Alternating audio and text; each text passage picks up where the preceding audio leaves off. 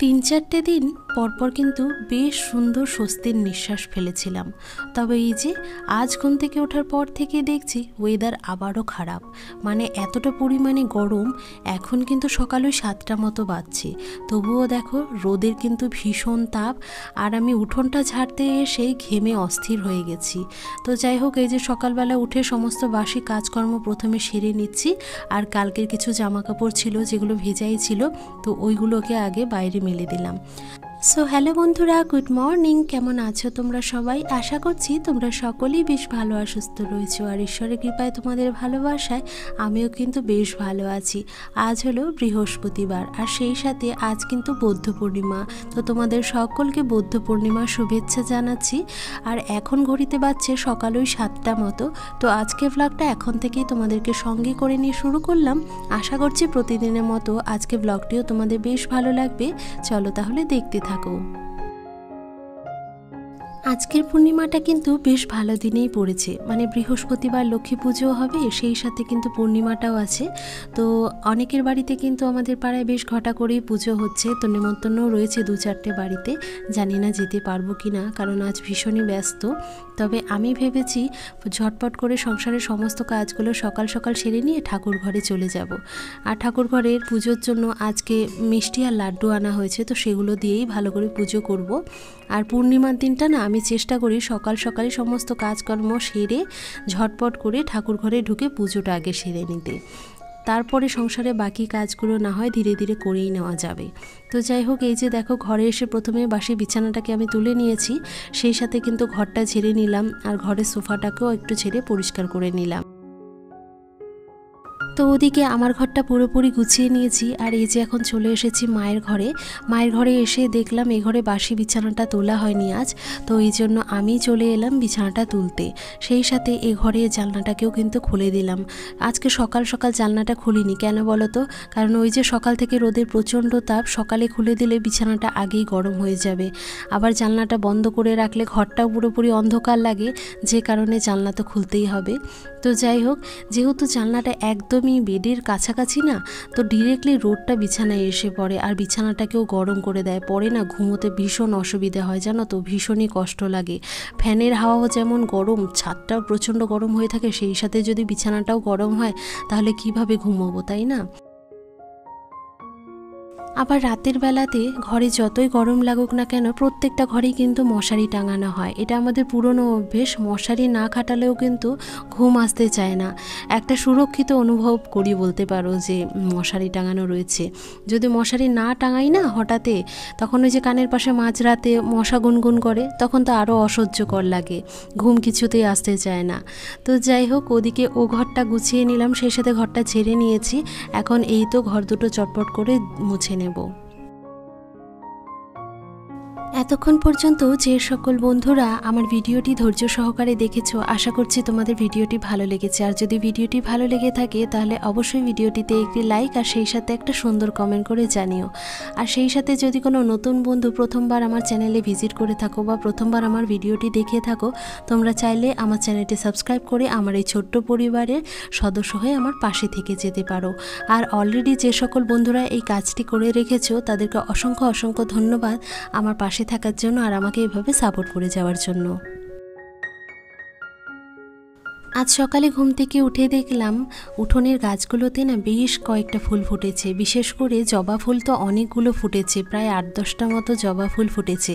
তবে ওই যে সকালবেলা উঠে যেহেতু বাসি কাপড়টা চেঞ্জ করিনি, বাসি কাজকর্মই করতে লেগে গিয়েছে, সেই সাথে রান্নাঘরে যাওয়ারও প্রয়োজন পড়েনি। কারণ ওই যে আজ তো উপোসই রয়েছে সকাল থেকে, শুধুমাত্র থাইরয়েডের ওষুধটাই খেয়েছি, তো যেই কারণে কাপড়টা আর চেঞ্জ করিনি। ভাবলাম একেবারে সমস্ত বাসি কাজকর্ম সেরে নিয়ে স্নানটা করে নেব, আর তারপরে গাছ থেকে সমস্ত ফুল তুলে নেব। আর এই তো বন্ধুরা দেখতে দেখতে ওদিকে আমার ঘর আর মায়ের ঘর দুটোই মুছে নিয়েছি। আর এই যে এখন চলে এসেছি ভাইয়ের বারান্দাটা মুছতে।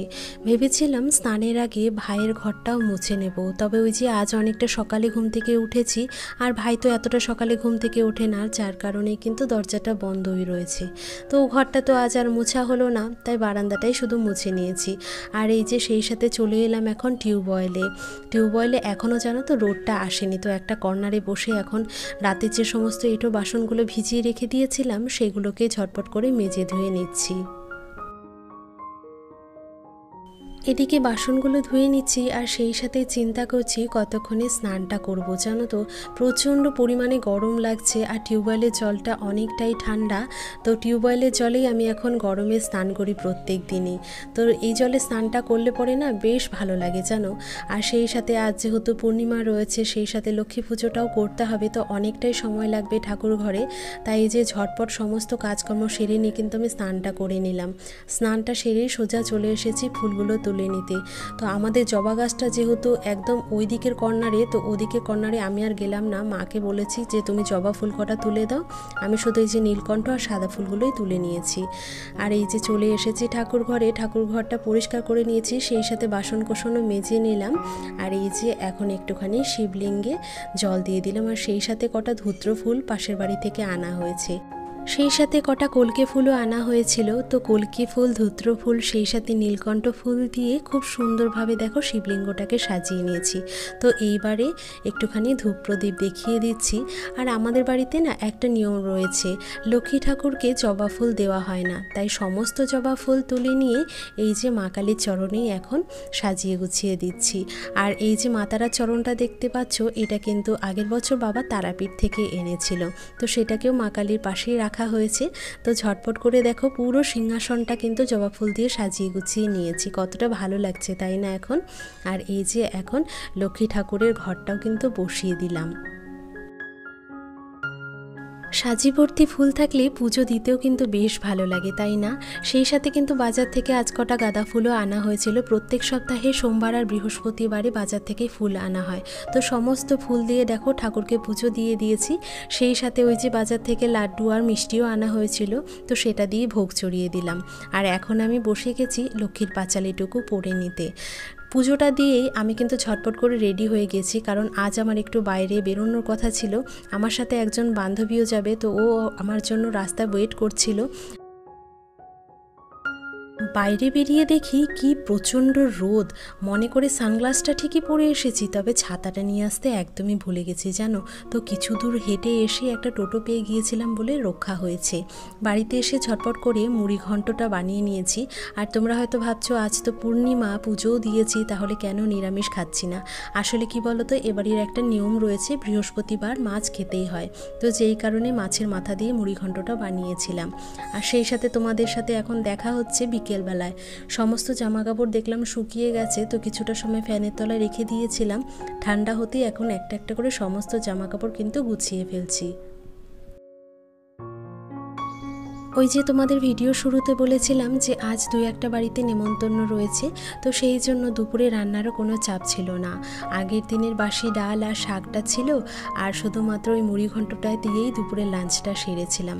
আর রাতেও একটা নেমন্তন্ন রয়েছে, অন্নপ্রাশন রয়েছে একটা পাশের বাড়িতে, তো সেখানেও খেতে যেতে হবে। তাই রাতে রান্নার জন্য কিন্তু ভাত রুটি কোনোটাই করতে হবে না, তাই অনেকটাই স্বস্তি বলতে পারো। তো যাই হোক, দেখতে দেখতে জামা কাপড়গুলো গুছিয়ে নিয়েছি, আর সেই সাথে সন্ধ্যেবেলা একটুখানি চিড়া ভাজা টিফিন করে নিলাম। তো আজকের মতো এখানেই বিদায় নিচ্ছি বন্ধুরা, টাটা।